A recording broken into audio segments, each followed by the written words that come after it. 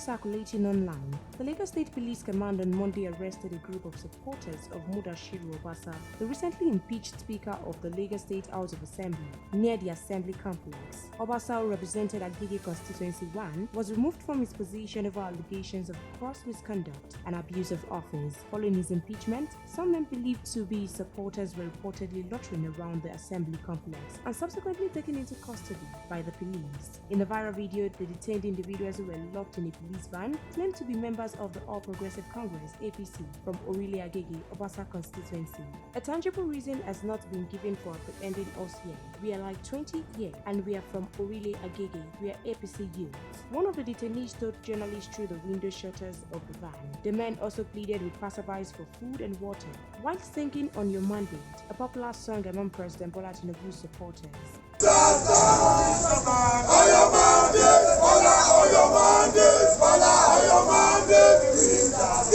NaijaNews understands that the Deputy Speaker, Mojisola Miranda, has since been elected as the new Speaker of the Assembly, making her the first female to hold the position in Lagos State. In other news, President Tinubu has called on Africa to act now, saying that the continent has what it takes to develop itself. He said this in Abu Dhabi, the United Arab Emirates, on Monday during a meeting with the Rwanda President, Paul Kagame. The two leaders are in Abu Dhabi to attend the Sustainable Week held between January 12th and 18th. Tinubu is expected to use the summit to stress his administration's reforms, including those related to energy sufficiency, transportation, public health, and economic development.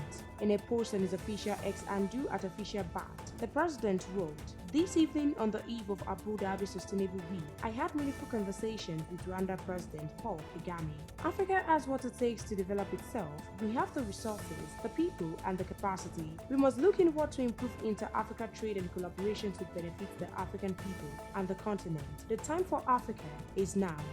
In a new development, the Federal High Court in Abuja has adjourned the 300 million naira fundamental human rights enforcement suit filed by singer Darlington Achapo, popularly known as Pete Darlington, against the Inspector General of Police, Kayode Egbetokun, to January 27th for hearing. The adjournment followed a request by CSP Audu Gaba, counsel for the IGP, seeking additional time to review a further affidavit served by Pete Darlington's lawyer, Abubakar Mashal, in court. Pete Darlington's 300 million naira suit against the IGP challenges alleged unlawful detention. The case originated from a December 23, 2024 court order directing the police to charge him or release him within 48 hours. During Monday's proceedings, Mashal informed the court that the session was set to hear the substantive application for the enforcement of his client's fundamental rights. However, when Mashal attempted to proceed with the application, Gaba objected, requesting additional time to review the new affidavit for any potential new legal or factual issues requiring a response. Justice Liam subsequently adjourned the matter to January 27th for the adoption of arguments. In the meantime, former Labour Party governorship candidate in Lagos State, Gbadebo Rhodes-Vival, has urged Lagosians to resist any plans by the All Progressive Congress (APC) politicians to usurp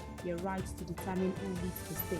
Rhodes-Vival stated this on Monday while reacting to the impeachment of the State House of Assembly Speaker Mudashiru Obasa. NaijaNews reported that Obasa was accused of financial misappropriation by the House.